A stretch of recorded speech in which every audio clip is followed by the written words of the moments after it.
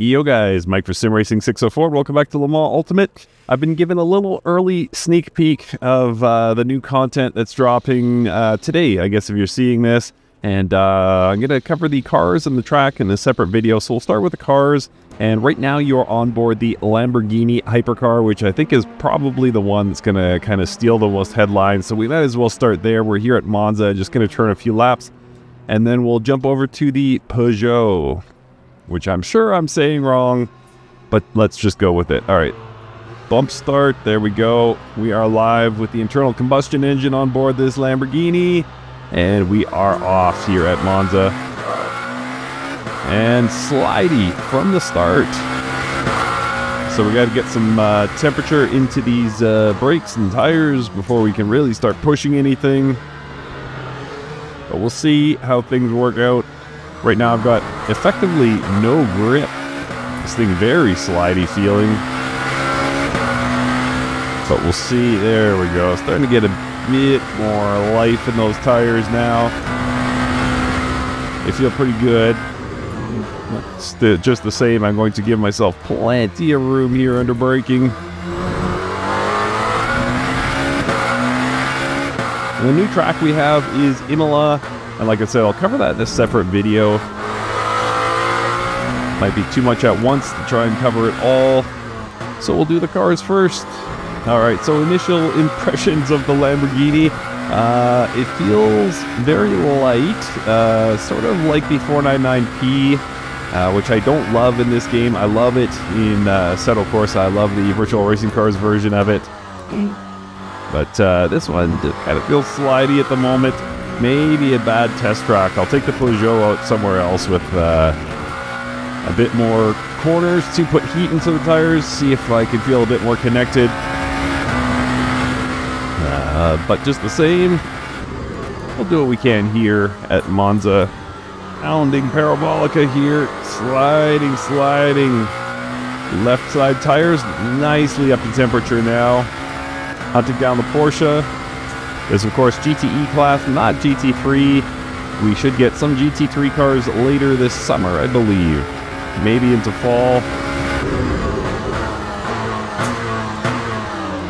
And I did such a terrible job under braking that I just gave a position back to a lower class car for a second there.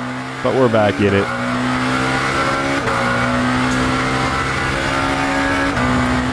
And ahead of us, Earl Bamber. Whoa! Not sure what happened there. Car just started sliding randomly.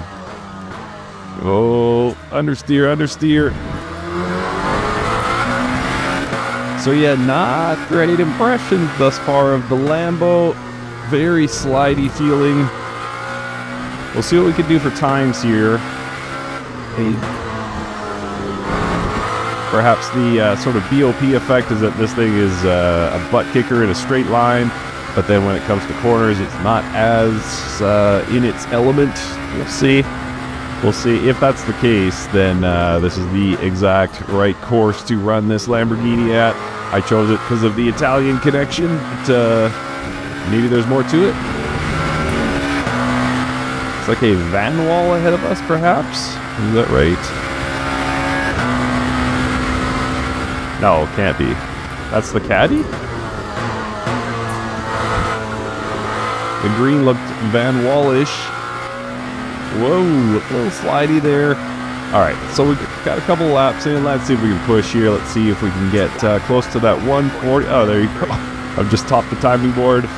Gonna save that for next lap, but looks like we got one lap ahead of our goal already. Who knows how long that'll stand, though. My time might have been traffic assisted. Passing the Ferrari here, and can't wait to get some GT3s in this game. Again, later on this year we should have that. It's going to take them a while, I believe, to sort of build up the full field of LM GT3 cars.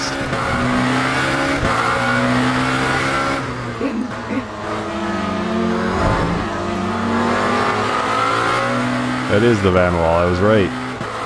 Oh, scrapping there between the two AI cars. Yeah, okay, so I'm starting to feel a bit more connection now with the Lambo. Feeling a little bit better. We've dropped down into 4th here. So we do have some time to make up if we want to be top of the leaderboard.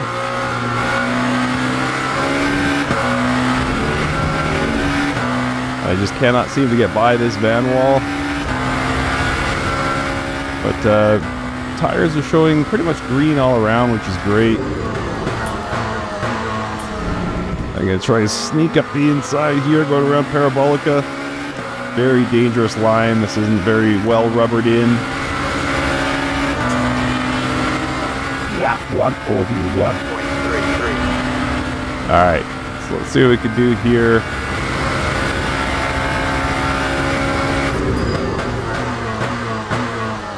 Don't you dare sneak up the inside. There we go.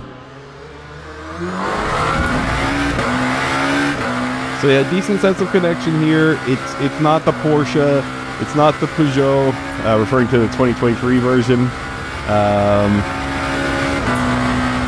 Yeah, not my favorite.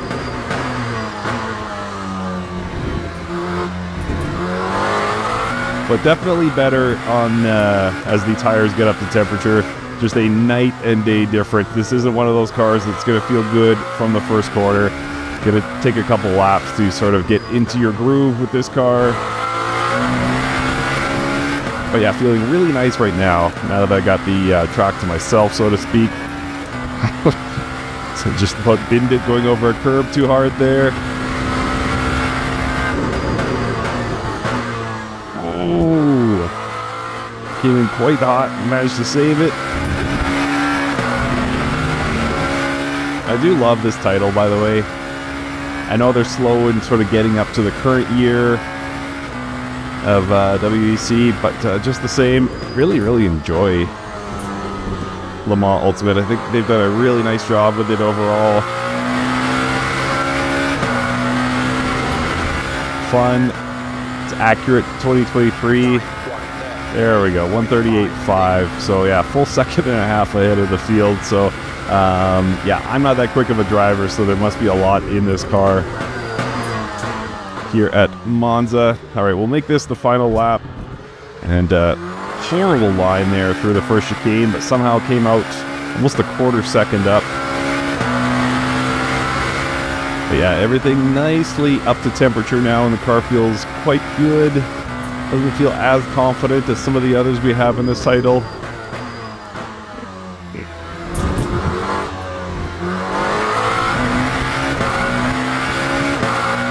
But just the same, I would drive this. I think this would stand up to a race.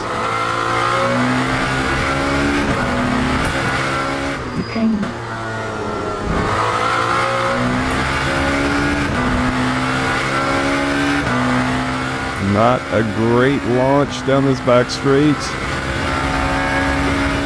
But thankfully, a little bit wind assisted thanks to that Ferrari.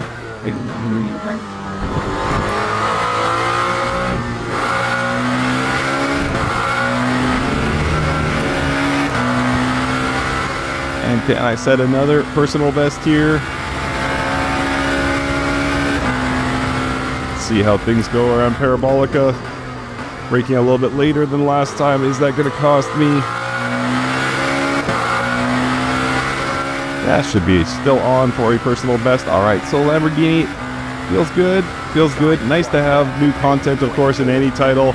But much needed here in Le Mans Ultimate, getting that 2024 content. All right, let's jump over to the 2024 9X8. All right, so the second of two cars now. This is the 2024 Peugeot 9X8, the winged version. So when this car first rolled out, it did not have a rear wing, and it wasn't unique in racing with no rear wing, but it was rare for a modern race car to not have a rear wing, but that's the way Peugeot decided to go. And things didn't work out all that great, so they came back in 2024 with a rear wing. So that's most of what the changes are. Look at this understeer. Wow, brutal. Yeah, you go ahead there, Toyota. Wow, I can't even like complete a corner here in this car. What's going on? Wow. Just the worst understeer imaginable. Wow, and now oversteer. Okay, so if you thought the 2024 9X8 was just going to be instantly planted to the road, you got another thing coming. So, let's get some tire temperature going here at Portimao, and then see if we can start connecting. I love the 2023 version here in LMU, so I'm surprised that I'm struggling a bit with this 2024 version. This is legitimately my first time trying it, so what you're getting is kind of the unfiltered thoughts. I apologize if it's kind of all over the map, but right now just kind of not clicking with the car. It feels oversteery, it feels understeery. It's got a bit of everything you don't want in the handling of a race car, but just the same, like the Lambo. We'll see how things go once things get up to temperature, once tires and brakes get up to temperature, that is. So front left has temperature, waiting for the rest to come up. Yep. Which should happen, I would think. Down this straight, should get some temperature going here. Alright, we are off. Starting our first flying lap once we go under this Avis sign. And down the dramatic hill here in Portugal. Much better through the first corner there than was my out lap. There we go.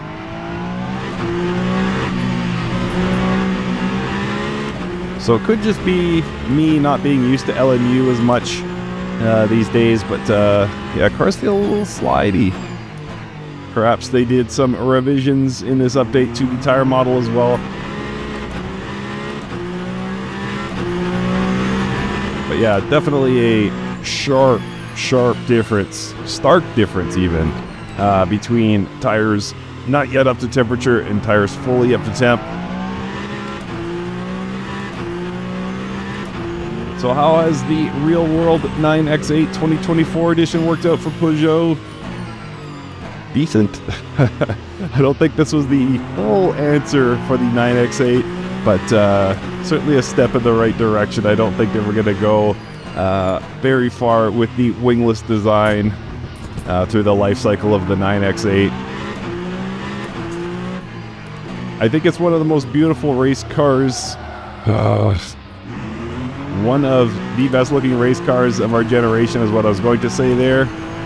I love the original 9X8, the wingless version. The wing version also looks very, very good. Something about that wingless, though, just incredible looking, I think. The Lego car to go with it, I have that Lego car. It's so cool. Yeah, so they didn't ruin it by putting a wing on, that's for sure. But definitely a lot of what gave it kind of its original character is gone.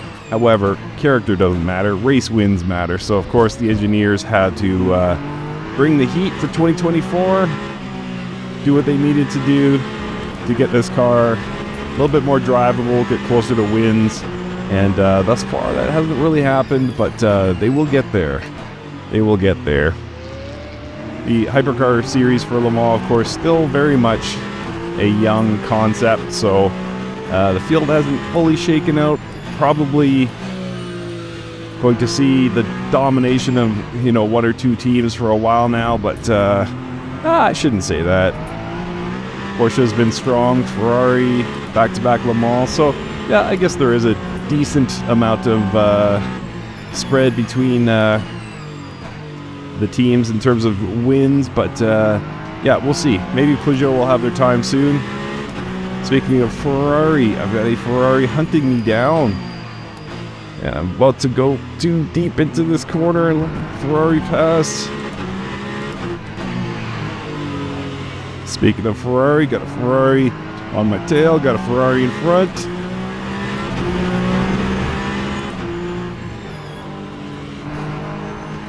Ferrari on my right, Ferrari on my left. Wow. Crazy. Alright, let's see if we can hook up a lap here. This one is going to be downtime because of that Ferrari on Ferrari violence that we just saw. See if I can keep up with the 499P in front of me. Beautiful looking machine. There aren't too many cars in the Ferrari red that look ugly, but that 499P looks especially nice in my mind. Ooh, very deep into the hairpin. Decent launch out of the corner though.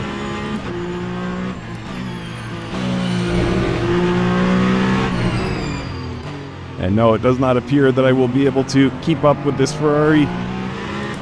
However, I would settle for a personal best.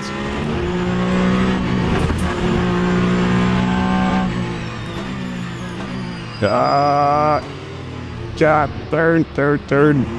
Went far too deep into that corner. So you know what that means. I gotta go one more lap after this. Shucks. Too bad I have to drive this super enjoyable car for one more lap.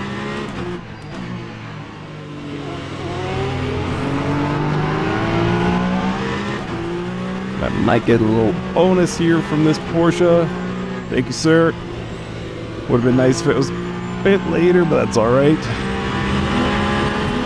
So we're up 2 seconds here on the previous best, so that'll cut the deficit to Sebastian Buemi by half.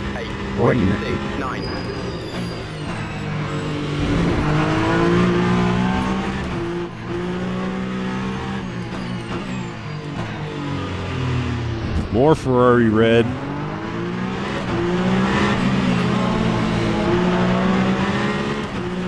Sorry, buddy. Pushed you off there.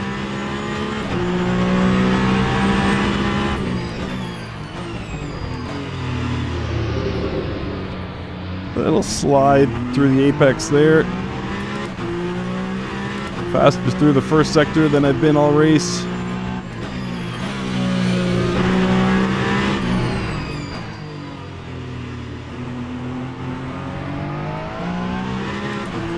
Alright, let's see if I can keep it cleaner through this next double right-hander. This is what messed me up last time.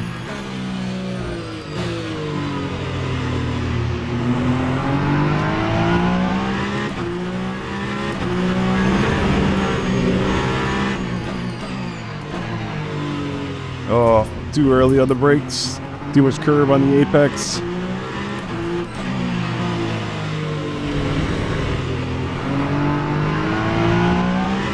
But just the same, I will be up time.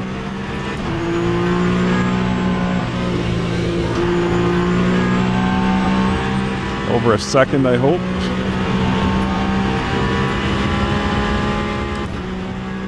Alright, let's see how close did we get. 137. Alright, so we're still down time here.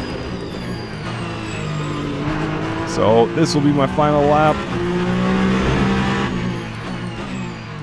Hello, Aston Martin. Nice to see you. Lovely shade of blue you are. Not to be outdone by the Ferrari red. That blue on the Aston looks fantastic.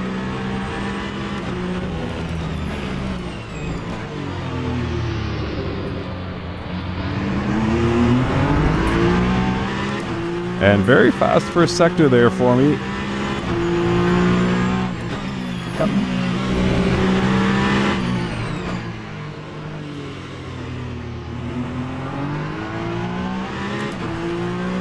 Nearly a second up. Just proving how inconsistent I am in this game.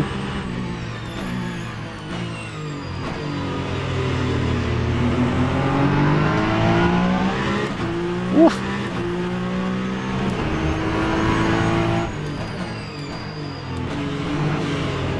A little bit better time braking there. Less curbing through the middle of the corner. Oh, hold on to it. Sliding. That slide cost me about a tenth, but we're still in okay shape here.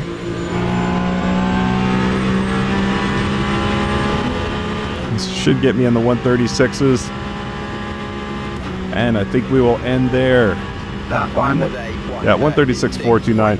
Alright, so very exciting content. I'm really liking it. Well done to the team at Studio 397 and Motorsport Games. Le Mans Ultimate continues to shine. So I'm going to do one more video. We'll take a look at Imola. But for now, that's the 2 new cars. Thank you so much for watching, and we'll see you next time.